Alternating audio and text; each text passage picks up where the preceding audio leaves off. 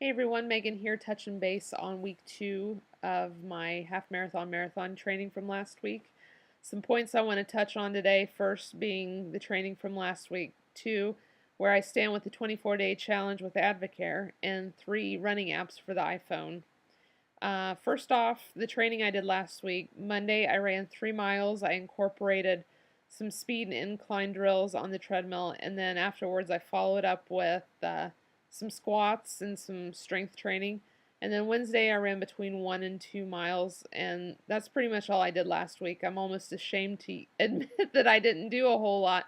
But Monday, when I was doing my training, I did something to my right knee. I have experienced some pain and discomfort in my right knee ever since.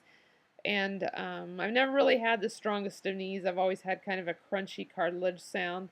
But Monday was kind of the icing on the cake. It's what really did it.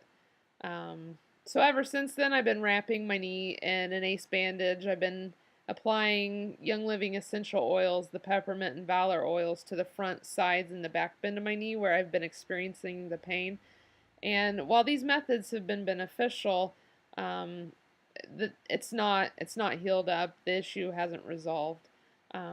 Today I went out and I purchased a wrap to go over my knee. It's a thin wrap, but it has some ribbing in it for some additional support. So I'm going to use that, whenever I experience this discomfort and also in the training, and hope that, no further damage will be done.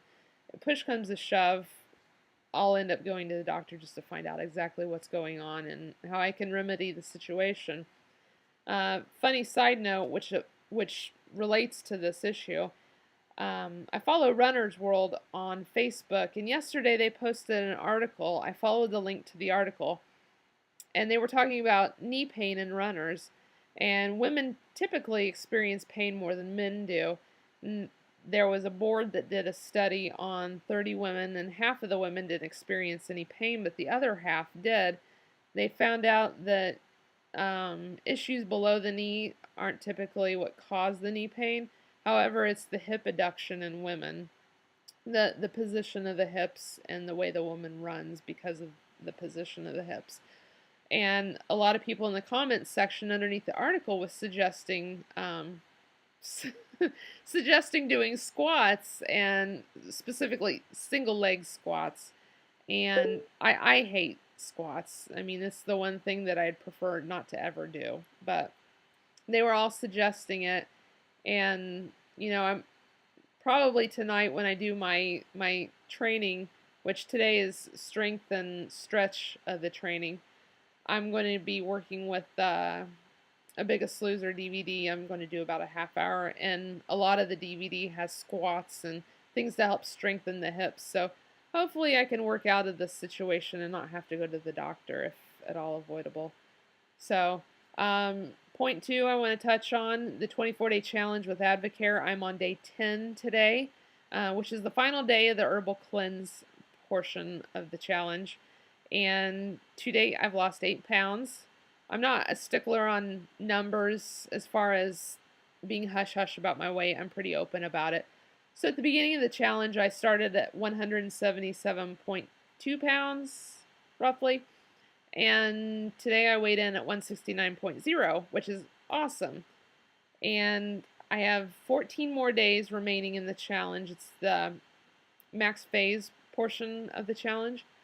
And I hope to lose an additional 10 pounds, which will take me down to 160. Achievable, but it'll take a little bit of work. So I'm hoping the knee issue kind of shapes up. So the biggest issue I've noticed with doing the challenge is just trying to prepare foods that fit within the specifications, the requirements, which mostly is like proteins and vegetables. Just making sure I have chicken grilled up, or chicken prepared in a crock pot or something. But that's been the biggest challenge of all, is just preparing the foods. It's not really even been eating the foods. It's just the preparation. So, we'll see where I'm at in another 14 days. I'll check in next week and let you know where I stand with the challenge as well. how it's working for me. So far, it's working great. My pants actually fit very well, and I was able to move my belt back a notch, so I don't have the muffin top on the jeans that I'm wearing now. That's it's great. I love the feeling. And the shirt that I have on today, I got it last week or right before I started the challenge, and it was very tight on me. And today it fits perfectly. So I'm very satisfied so far with my results, and I hope to keep going with it. And then the third point today I want to touch on is running apps. Now, in the past, I've used Map My Run, which has been great with running and walking and biking. It's mapped everything out and told me elevation, which that's not really a big deal, but it's told me your miles per hour, your distance, and it even last year had a live tracking feature on it. Like I could be on break at work and my husband would be out running and I could follow him live and see exactly where he was at that time through GPS tracking. So that was really neat. I really enjoyed that feature.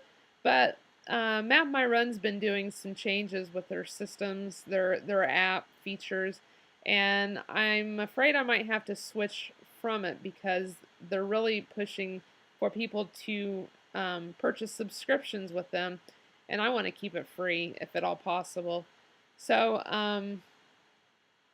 I really don't want to talk about apps. I just want to reach out to anyone who's using various types of running apps.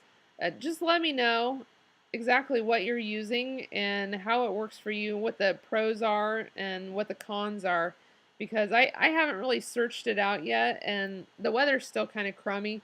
I'm not really going to get outside running yet, but I would like to be prepared in the event that the weather breaks finally and I feel comfortable enough to get out in the conditions. Because just right now we have too much ice, so I'm avoiding outdoor running. But if you could just let me know what you're using in your training, um, and just give me some feedback on it. I'd appreciate that. And another app that I've been using, which has been beneficial, not necessarily for my mileage, my distance, or anything, but for the nutrition part, especially with the 24-day challenge, is MyFitnessPal. I've been using that to track my food, my calories, and my exercise, and it's a good accountability tool, and a lot of my Facebook friends use it, and it's pretty supportive group. I mean, everybody puts comments on each other's accomplishments, and it's a good, like I said, it's a good accountability tool. So, if you have any suggestions again for the running apps, let me know. I'd appreciate it. So, have a good one. Bye.